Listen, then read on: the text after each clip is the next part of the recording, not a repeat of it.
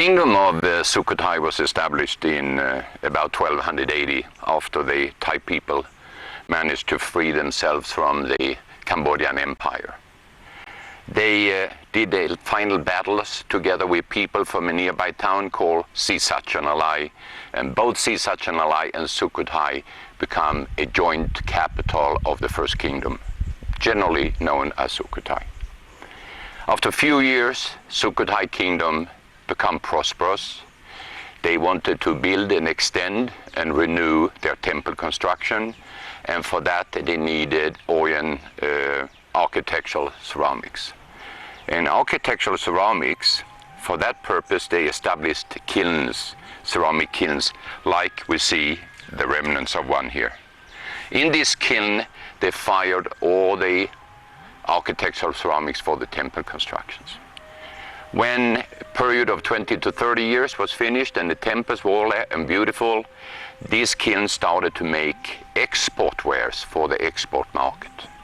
And the type of pottery they made in Sukhothai is what we call an underglazed black decorated ware.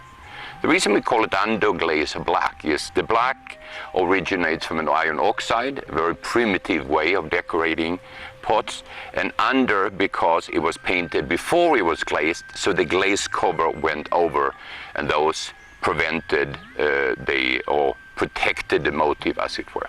So it's an underglazed black, and only this type of ceramics was made in Sukhothai.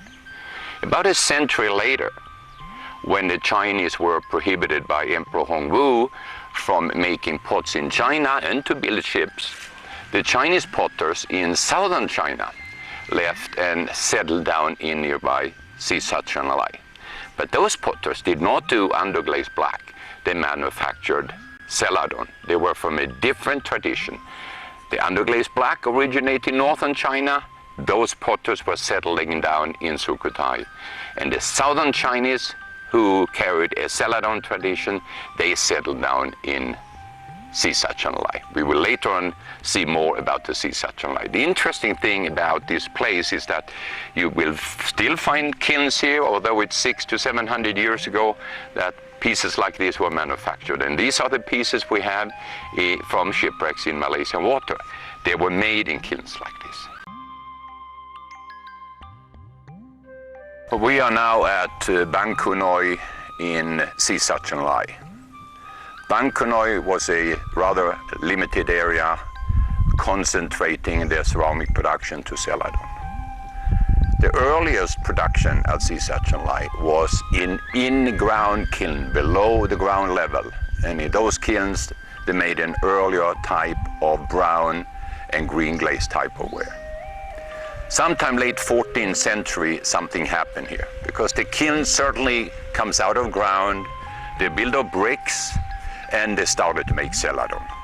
It is my belief that Chinese potters arrived here after 1371, when they were prohibited by Emperor Hongwu in China from making pot, building ships, and at all to trade to Southeast Asia. So they moved over here, continued to make their celadon, other people were building their ships, and they sailed down. It is those kind of ships that we have found in South China Sea.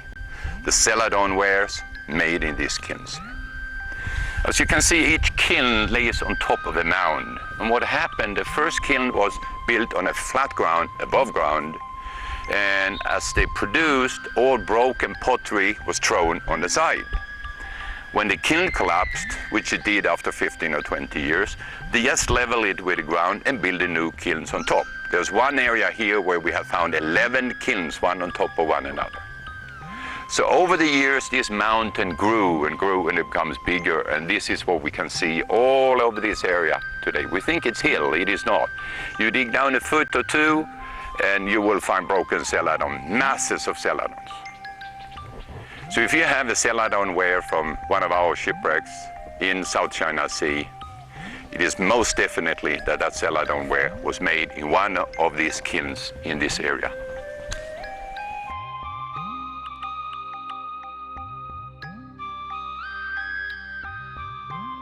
We are now at Wat Chum Chen in Sisatchanalai. It was at this wat that Prince Naresuan asked his officers to take the water out in a nearby dam to provide him with the support he needed. The purpose was to dismantle the fortress of Sisatchanalai and move all the people to Phitsanulok. He removed all the cannons and all the fortifications and moved all the people and the potters from Sisatchanalai to nearby Phitsanulok in order to strengthen the resistance against the Burmese. He managed to do so. The Burmese never took Sisatchanalai again, but as a consequence, the ceramic industry was laid down and never reoccupied.